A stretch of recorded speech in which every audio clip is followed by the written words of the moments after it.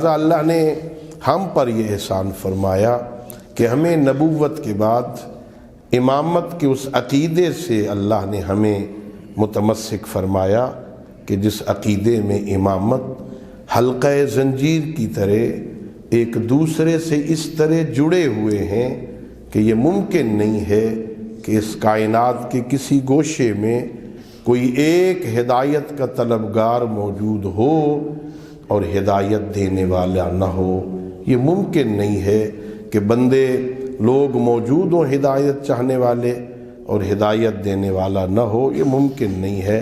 لہٰذا اللہ نے امامت کا سلسلہ اس طرح قائم فرمایا کہ ابھی آپ سماعت فرما رہے تھے کہ دنیا میں لوگ قیامت کی انتظار کر رہے ہیں اور قیامت ہمارے امام کی انتظار میں ہے۔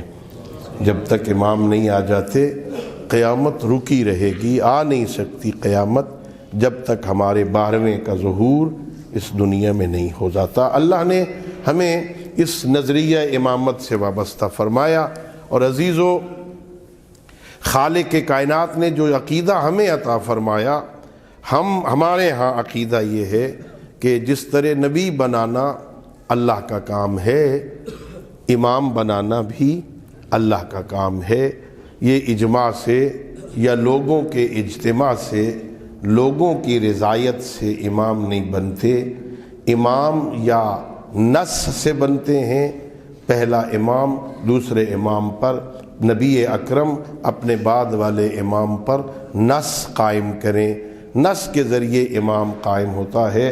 ہمارے ہاں عقیدہ ہے امام منصوص من اللہ ہوتا ہے، اللہ جسے امام بنائے وہ امام ہوتا ہے، بندوں کا کام امام بنانا نہیں ہے۔